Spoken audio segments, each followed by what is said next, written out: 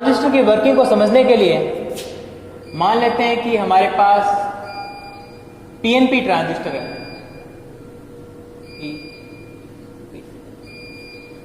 Students, दो transistor होते हैं, एक पीएनपी होता है और दूसरा एनपीएन होता है। दोनों की जो वर्किंग होती है वो बिल्कुल सेम होती है, बस कुछ आपको चेंज करने होते हैं।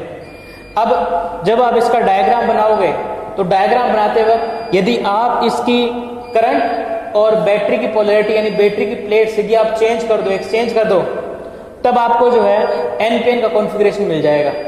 दोनों सेम के सेम होते हैं, राइट। बस आपको करंट की डायरेक्शन और बैटरीज की पोलैरिटी को चेंज करना होता है, तो आप सेम का सेम आप एनपीएन के लिए भी कर सकते हो। अब मैं पहले आपको बताऊंगा कि पीएनपी ट्रांजिस्टर की वर्किंग कैसी है। अब देखो, मैंने आपको बताया कि ये वाला ई हिस्सा है, ये वाला हिस्सा सी है, और आपको पता है कि जो सी वाला हिस्सा होता है अपेक्षाकृत बड़ा होता है, और ये जो हिस्सा होता है अपेक्षाकृत छोटा होता है।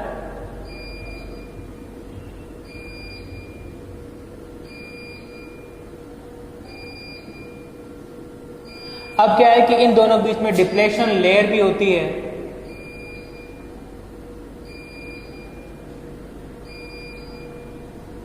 स्टूडेंट, डिप्लेशन लेयर के बारे में आपको कुछ चीजें और बताना चाहूंगा कि आपने देखा कि डिप्लेशन लेयर, ये जो ईबी जंक्शन की जो डिप्लेशन लेयर है वो इस तरीके से है कि अब देखो कि पी भाग में तो नेगेटिव रहेंगे और एन भाग में पॉजिटिव रहेंगे। स्टूडेंट्स, जब डिप्लेशन लेयर बनती है तो इसके एक तरफ पॉजिटिव नेगेटिव होता है, दूसरी तरफ पॉजिटिव होता है, राइट। ये मैं बात कर रहा हूं स्टूडेंट्स पीएनपी ट्रांजिस्टर के लिए, इस जंक्शन की बात कर रहा हूं, राइट। जो पी भाग होगा उसमें तो नेगेटिव आयन शेष रहेंगे और जो एन भाग होगा उसमें पॉजिटिव आयन शेष रहेंगे। अब इन दोनों चार्जेस के कारण इन दोनों पॉइंट्स के बीच में एक वोल्टेज जिसको हम बोलते हैं बैरियर पोटेंशियल स्थापित हो जाता है। और यदि किसी होल को इस तरफ जाना है और या फिर इलेक्ट्रॉन को इस तरफ जाना है तो इसको इस पोटेंशियल बैरियर को पार करना पड़ता है, राइट। यदि आप इन दोनों पॉइंट्स के बीच की वोल्टेज को पोटेंशियल बैरियर से ज्यादा कर दोगे तो होल्स इस तरफ और इलेक्ट्रॉन इस तरफ आसानी से मूव कर सकता है। यदि ये वोल्टेज पोटेंशियल बैरियर यानी इन दोनों पॉइंट्स के बीच की जो वोल्टेज पोटेंशियल बैरियर से कम है तो होल इस तरफ और इलेक्ट्रॉन इस तरफ मूव नहीं कर पाएगा, राइट। इस चीज आपको ध्यान रखनी है। अब क्या है कि ट्रांजिस्टर की वर्किंग को समझने के लिए, ट्रांजिस्टर को वर्क कराने के लिए हम क्या करेंगे कि ट्रांजिस्टर का जो ईबी जंक्शन है उसको हम फोर्ड बायस में कर देंगे। अब देखो, फोर्ड बायस में आपको पता है ये जो पी वाला हिस्सा है ये एक बैटरी के जाएगा पॉजिटिव से और जो एन वाला हिस्सा है ये जाएगा बैटरी के नेगेटिव से। अब स्टूडेंट्स ध्यान दें, इस वाले हिस्से को हमने कर दिया फोर्ड बायस, लेकिन इसकी जो वोल्टेज होगी वो कम रखनी पड़ेगी, राइट। क्योंकि ये जो वोल्टेज होती है ईबी ये बहुत कम होती है, ये 0.5 के इक्वल होती है। कितनी? 0.5 के इक्वल होती है, क्योंकि जब आप इसकी वोल्टेज को 0.5 से ज्यादा कर दोगे तो चूंकि इस ई वाले हिस्से की डोपिंग ज्यादा है इसलिए इन दोनों पॉइंट्स के बीच जो इलेक्ट्रिक फील्ड है वो पहले की तुलना में यानी पहले से ही बहुत ज्यादा है, और जब आप इस पे और ज्यादा वोल्टेज अप्लाई कर दोगे तो इन दोनों पॉइंट्स के बीच की जो वोल्टेज होगी, जो इलेक्ट्रिक फील्ड होगा वो बढ़ जाएगा, राइट। और इस कारण से इस लेयर में यानी इन दोनों पॉइंट्स के बीच में आप कह सकते हो कि ब्रेकडाउन शुरू हो जाएगा, एवलांच ब्रेकडाउन शुरू हो जाएगा। इस कारण से हमारा जो ट्रांजिस्टर है वो खराब हो जाएगा। तो इस कारण अपने क्या करते हैं कि इन पॉइंट्स के बीच की जो वोल्टेज होती है बहुत कम रखते हैं, लगभग 0.5 इक्वल रखते हैं। ठीक इसी प्रकार से हम क्या करेंगे, सीबी जो जंक्शन क्या है, सीबी जंक्शन डाल के सीबी जंक्शन को हम करेंगे रिवर्स बायस में। और रिवर्स बायस में करने के लिए सी वाला हिस्सा है जो कि एक पी है यानी कि पी टाइप सेमीकंडक्टर है, उसको हम यानी इस वाले हिस्से को हमको रिवर्स में करना है तो इसको जो पी वाला हिस्सा है इसको हम जोड़ देंगे बैटरी के नेगेटिव से और इस एन वाले हिस्से को हम जोड़ देंगे बैटरी के पॉजिटिव से। सिंपल है। अब देखो, यहां पर बैटरी कम लगाई जाती है, यहां पर बैटरी ज्यादा लगाई जाती है, क्योंकि इन दोनों यानी इस सीबी जंक्शन की जो वोल्टेज होती है वो ज़्यादा हो सकती है। ये 5 वोल्ट से 15 वोल्ट से लेकर 200 वोल्ट से भी कहीं ज़्यादा हो सकती है। ये डिपेंड करता है कि ट्रांजिस्टर किस पर्पज़ के लिए बनाए गए हैं। हाई वोल्टेज 400 वोल्टेज तक भी हो सकती है, 1000 वोल्टेज तक भी हो सकती है। तो अब हमने क्या करते हैं कि इन दोनों पॉइंट्स के बीच की जो वोल्टेज होती है वो अपेक्षाकृत ज़्यादा रखते हैं, इस वाले पॉइंट्स की जो वोल्टेज होती है वो कम रखते हैं। ये वाली जो जंक्शन होता है उसको रिवर्स में रखते हैं, ये वाले जंक्शन को हम क्या करते हैं फॉरवर्ड बायस में रखते हैं। लिख देता हूँ, ईबी को हम रखते हैं फॉरवर्ड बायस में और सीबी को हम रखते हैं बैकवर्ड में या फिर रिवर्स में।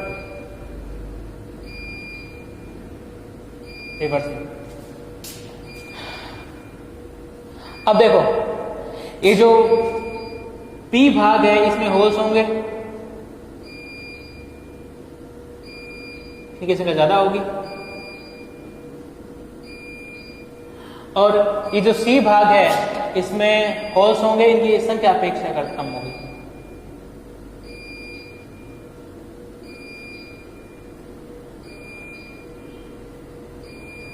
राइट। अब जो एन वाला हिस्सा जो होगा, ये जो बी बेस है वो हमारा इलेक्ट्रॉन से मिलकर बना हुआ होगा, क्योंकि एन टाइप है इसलिए। अब देखो मैंने आपको इस वीडियो की शुरुआत में एक बात बताई थी कि बार्डिन और ब्रातन एक चीज कही थी कि फॉरवर्ड बायस की करंट से आप रिवर्स बायस की करंट को चेंज कर सकते हो, वेरी कर सकते हो। ये है फॉरवर्ड बायस और ये है रिवर्स बायस। यानी आप इस बायस की करंट से, यानी आप देखो इस जंक्शन में फ्लो होने वाली करंट, चूंकि ये फॉरवर्ड बायस है, इस जंक्शन में फ्लो होने वाली करंट से आप इस जंक्शन में फ्लो होने वाली करंट को कंट्रोल कर सकते हो। कैसे करोगे? अब देखो आप, चूंकि यहां पर बैटरी का पॉजिटिव जुड़ा हुआ है इसलिए होल्स, आपको पता है होल जो होते हैं वो पॉजिटिव होते हैं, इलेक्ट्रॉन नेगेटिव होते हैं। तो इस पॉजिटिव के कारण ये जो होल होगा ये इससे रिपेल होगा और इस तरफ मूव करेगा, तो ये भी पॉजिटिव ये भी पॉजिटिव, दोनों के बीच में आपस में क्या होगा? रिपल्शन होगा। तो ये जो होल होगा वो इस तरफ मूव करना शुरू कर देगा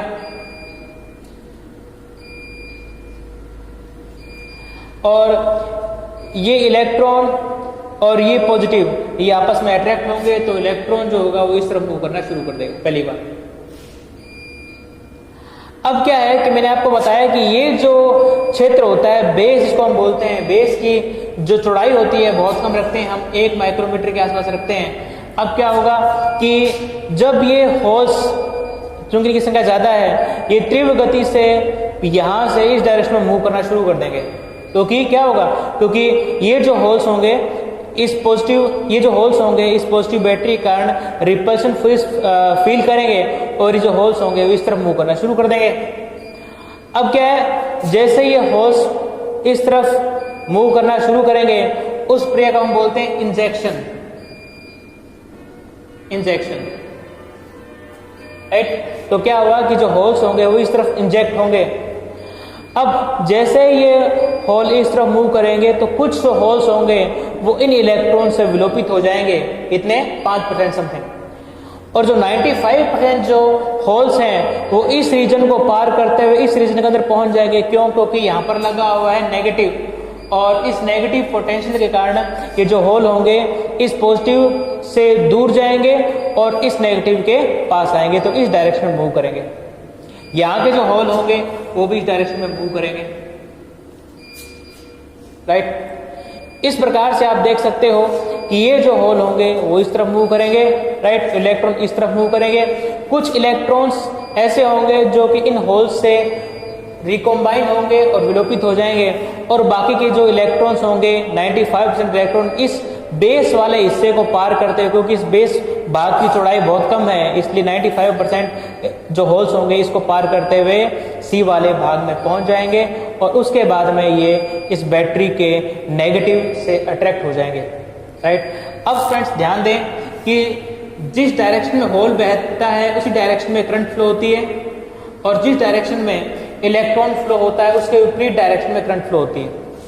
अब देखो इलेक्ट्रॉन जा रहे हैं इस डायरेक्शन में, राइट, और होल जा रहे हैं इस डायरेक्शन में। अब सॉरी होल्स जा रहे हैं इस डायरेक्शन में, इलेक्ट्रॉन जा रहे हैं इस डायरेक्शन में। अब चूंकि होल इस डायरेक्शन में जा रहे हैं इसलिए इस जंक्शन में फ्लो होने वाली करंट इस डायरेक्शन में होगी, राइट। और इलेक्ट्रॉन्स इस डायरेक्शन में आ रहे हैं और मैंने आपको बताया कि जिस डायरेक्शन में इलेक्ट्रॉन बहते हैं उसके विपरीत डायरेक्शन में करंट फ्लो होती है। तो चूंकि इलेक्ट्रॉन इस तरफ आ रहे हैं इसलिए इन इलेक्ट्रॉन्स के कारण इस जंक्शन में फ्लो होने वाली करंट इस डायरेक्शन में होगी। इस प्रकार से करंट जो होगी दो प्रकार से होगी, होल के कारण, दूसरा इलेक्ट्रॉन्स के कारण, राइट। और इस करंट को हम बोलेंगे IE। तो ये जो करंट होगी ये बेसिकली होल के मूव करने की डायरेक्शन में होगी, IE, राइट। आपने यहां पर क्या समझी कि जो IE करंट है उसके दो पार्ट हैं, एक पार्ट होल का करंट और दूसरा पार्ट है इलेक्ट्रॉन करंट। और इस प्रकार से जो IE करंट जो होगी वो अंदर की तरफ जाएगी, यानी जंक्शन के अंदर से फ्लो होगी। स्टूडेंट्स, इस करंट को हम बोलते हैं इमीटर करंट। क्या बोलते हैं हम इसको? Emitter current. अब देखो, जब ये होल्स इसके अंदर से जा रहे होंगे, राइट, जब ये होल्स इसके अंदर जा रहे होंगे तो 5% होल्स ऐसे होंगे जो कि इन इलेक्ट्रॉन को खा जाएंगे, यानी इन इलेक्ट्रॉन से विलोपित हो जाएंगे। अब जब ये इलेक्ट्रॉन्स विलोपित हो चुके हैं तो यहां पर इलेक्ट्रॉन की संख्या में कमी आ जाएगी। इसकी पूर्ति करने के लिए यहां से एक करंट फ्लो होगी, सॉरी यहां से इलेक्ट्रॉन फ्लो होगी इस डायरेक्शन में, राइट। वापस रिपीट कर दूं कि जब ये इलेक्ट्रॉन और आपस में रिकॉम्बाइन होंगे तो यहां पर इलेक्ट्रॉन संख्या में कमी हो जाती है। इस कारण से इस बैटरी के नेगेटिव टर्मिनल से ऊपर की तरफ इलेक्ट्रॉन का फ्लो होगा। और मैंने आपको बताया कि जब मैंने आपको बताया कि करंट इलेक्ट्रॉन के विपरीत दिशा में फ्लो होती है, इसलिए इलेक्ट्रॉन जाएंगे ऊपर की ओर तो करंट बहेगी नीचे की ओर। इसको हम बोलते हैं IB करंट, यानी कि बेस करंट। क्या बोलते हैं इसको? हमें बेस करंट। बेस करंट कब फ्लो होती है?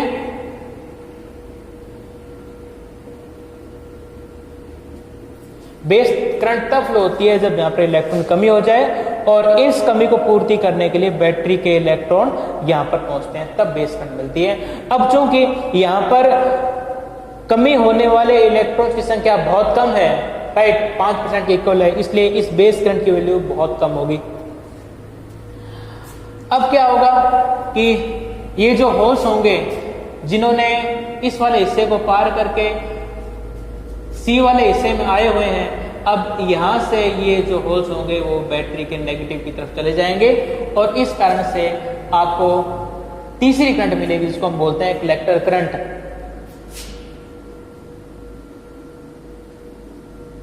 Collector current. और मैंने आपको बताया कि जिस डायरेक्शन में होल फ्लो होता है उसी डायरेक्शन में करंट फ्लो होगी। तो इस प्रकार से आपको इस डायरेक्शन में करंट फ्लो होगी।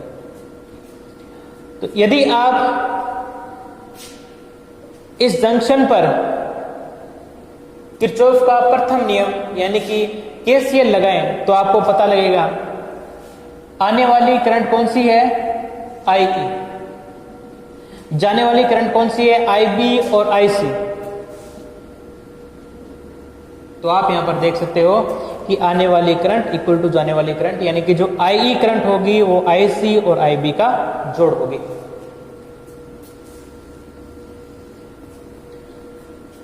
तो स्टूडेंट्स, इस प्रकार से आपने इसकी वर्किंग में देखा, समझा।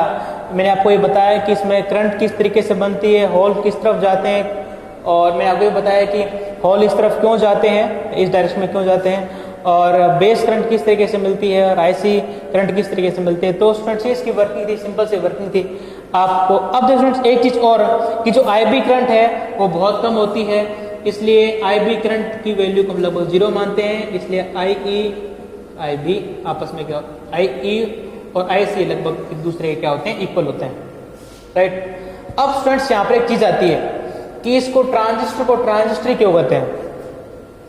अब देखो स्टूडेंट्स,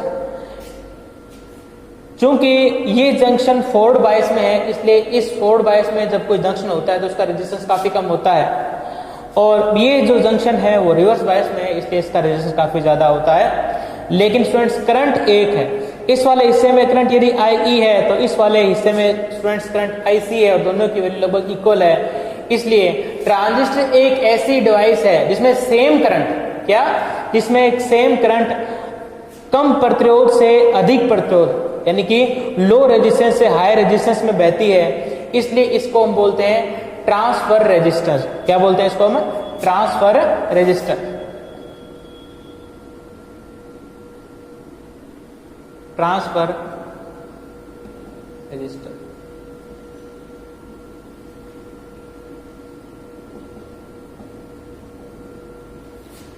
तो आपने यहां पर देखा कि ट्रांजिस्टर एक ऐसी डिवाइस है जो कि धारा को कम प्रतिरोध से अधिक प्रतिरोध की ओर फ्लो करवाती है और सेम करंट फ्लो करवाती है, यानी करंट की वैल्यू में चेंज नहीं होता। यानी ट्रांजिस्टर एक ऐसी डिवाइस है जो कि सेम करंट को अल्प प्रतिरोध से उच्च प्रतिरोध यानी कि लो रेजिस्टेंस से हाई रेजिस्टेंस की ओर फ्लो करवाती है, इसलिए इसको हम बोलते हैं ट्रांसफर रजिस्टर। यदि आप इन दोनों नाम को संयुक्त कर लें तो ये हो जाएगा आपका ट्रांजिस्टर। राइट। तो स्टूडेंट्स, इस प्रकार से आपने देखा कि ट्रांजिस्टर को ट्रांजिस्टर क्यों कहते हैं। अब मैं आपको बताऊंगा कि यदि आप इसकी जगह एनपीएन ट्रांजिस्टर का इस्तेमाल करते तो उसके लिए डायग्राम कैसे बनता है। तो स्टूडेंट्स सेम है, एनपीएन ट्रांजिस्टर के लिए आप क्या करोगे, ट्रांजिस्टर वोल्ट दोगे एनपीएन, सेम का सेम। क्योंकि स्टूडेंट्स एग्जाम में कुछ भी पूछ सकता है, एग्जाम में तो ये पूछ सकता है कि पीएनपी की वर्किंग को बताओ या एनपीएन की वर्किंग बताओ, कुछ भी पूछ सकता है। तो अब आपने क्या किया कि मान लेते हैं कि आपके एग्जाम में इस तरीके प्रश्न आ गए कि एनपीएन की वर्किंग को समझाइए, तो कैसे करोगे। इसकी जगह आप लिख दोगे एन, इसकी जगह आप लिख दोगे पी, इसकी जगह आप लिख दोगे एन, और करंट की डायरेक्शन को उल्टा कर दोगे, रिवर्स कर दोगे। जहां पर होल्स है वहां पर आप इलेक्ट्रॉन्स कर दोगे,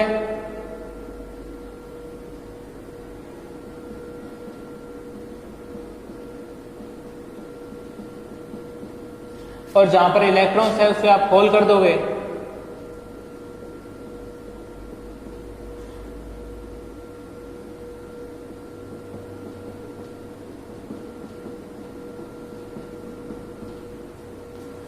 राइट। उसके बाद में बैटरी की जो प्लेट्स है उनको आप चेंज कर दोगे।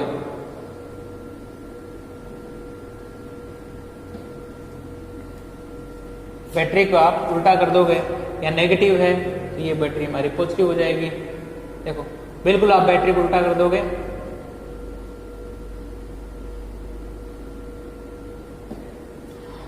और उसके बाद आप करंट को रिवर्स करोगे,